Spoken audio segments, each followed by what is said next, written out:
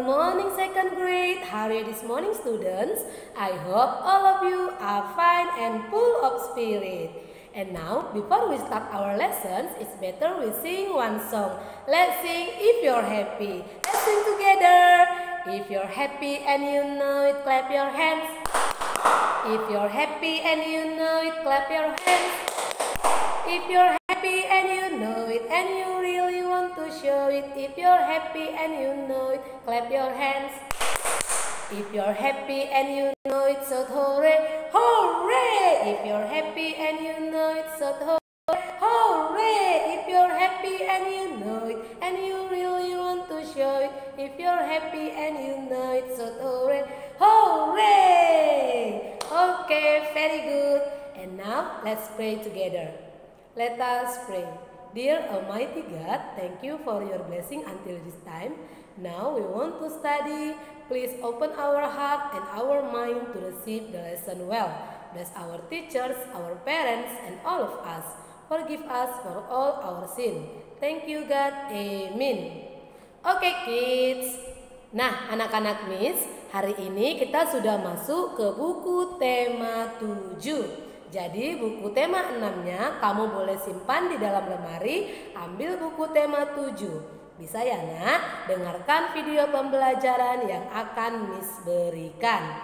Hari ini kita masuk tema 7, subtema 1, pembelajaran 1. Didengarkan ya nak? Semangat!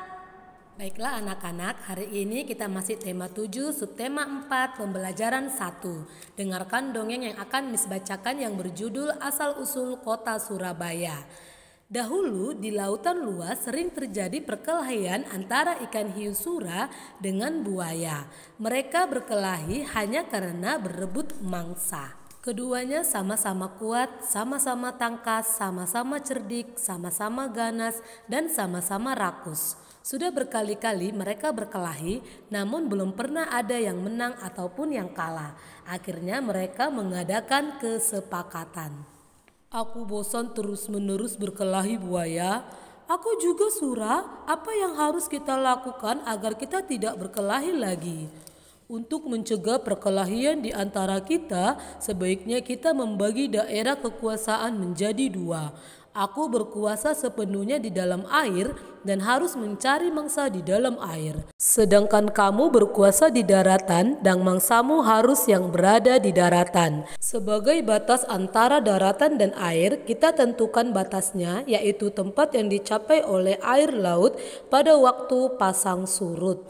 Baik, aku setujui gagasanmu itu.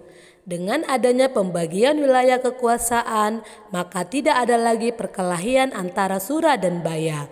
Keduanya telah sepakat untuk menghormati wilayah masing-masing.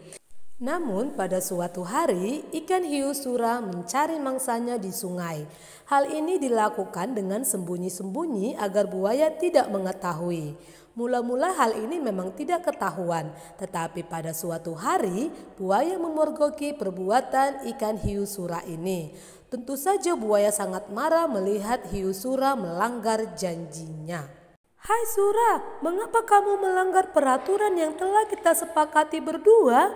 Mengapa kamu berani memasuki sungai yang merupakan wilayah kekuasaanku? Kata buaya kepada sura. Aku melanggar kesepakatan. Bukankah sungai ini berair? Bukankah aku sudah bilang bahwa aku adalah penguasa di air? Kata sura. Apa? Sungai itu tempatnya di darat, sedangkan daerah kekuasaanmu ada di laut. Berarti sungai itu adalah daerah kekuasaanku. Kata buaya marah. Tidak bisa. Aku kan tidak pernah bilang kalau di air itu hanya air laut, tetapi juga air sungai. Kau sengaja mencari gara-gara sura? Kata buaya. Tidak, kukira alasanku cukup kuat dan aku memang di pihak yang benar. Kau sengaja mengakaliku. Aku tidak sebodoh yang kau kira. Aku tidak peduli kau bodoh atau pintar. Yang penting air sungai dan air laut adalah kekuasaanku. Kata sura.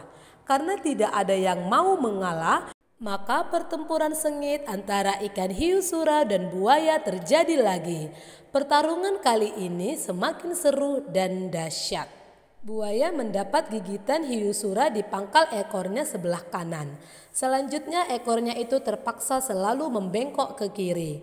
Sementara ikan sura juga tergigit ekornya hingga hampir putus. Lalu ikan sura kembali ke lautan. Buaya puas telah dapat mempertahankan daerahnya.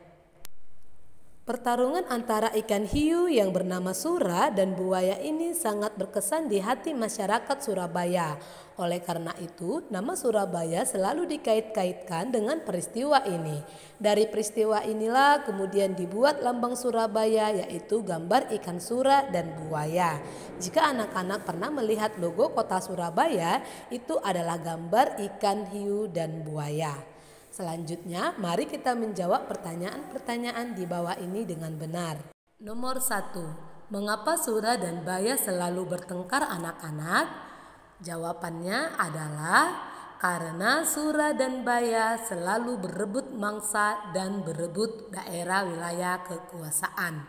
Nomor 2. Bagaimana cara mereka menyelesaikan perselisihan mereka anak-anak?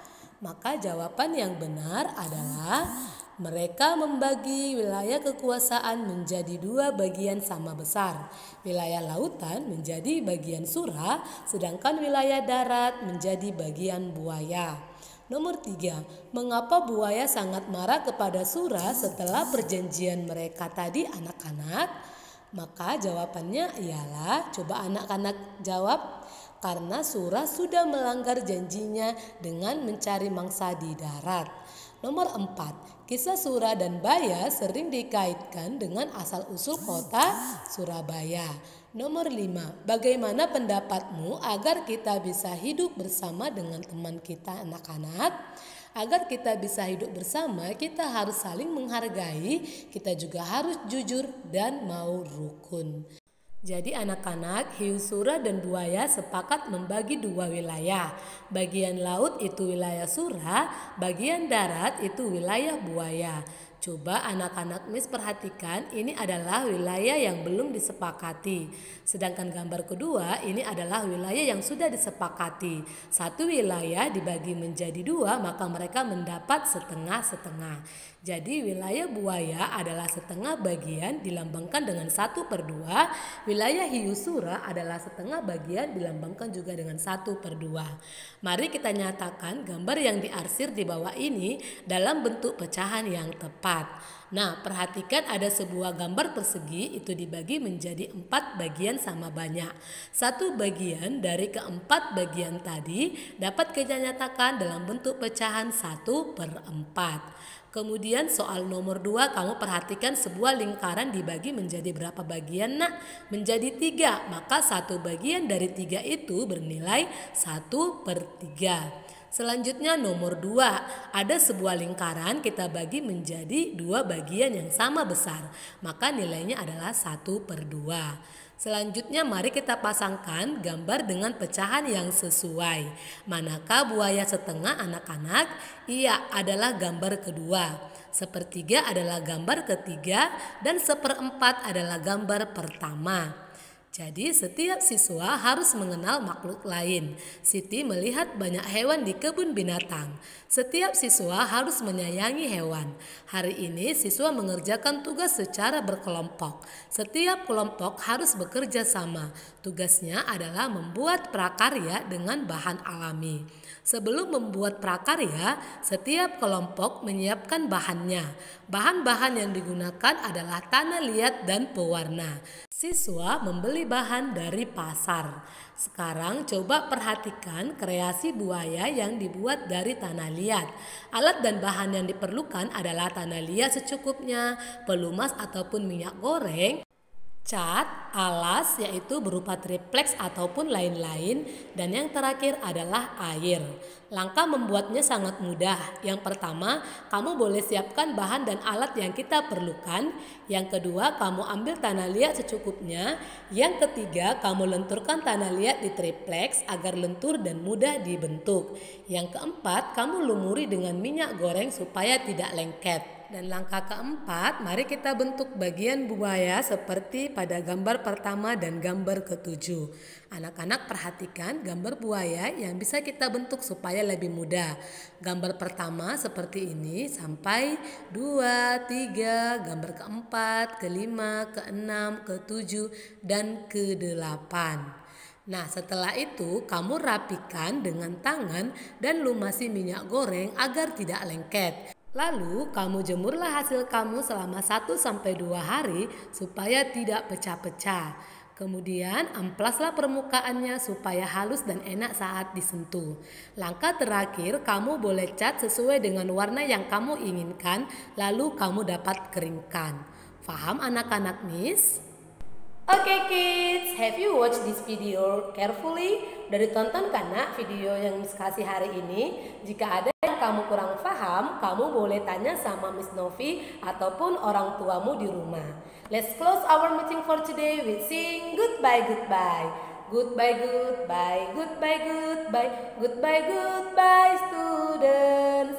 See you, see you, see you, see you, see you, see you students. Let us pray. Dear Almighty God, thank you for your blessing until this time. Now we have finished our lesson and we want to continue our activities again. Please bless us, bless our teachers, our parents, and all of us. Forgive us for all our sin. Thank you God. Amen. Selamat belajar di rumah anak-anak. Ingat untuk mengerjakan tugas yang akan Miss berikan. Selalu jaga kesehatan dan rajin mencuci tangan dan menggunakan masker. Semangat anak-anak. Goodbye. See you.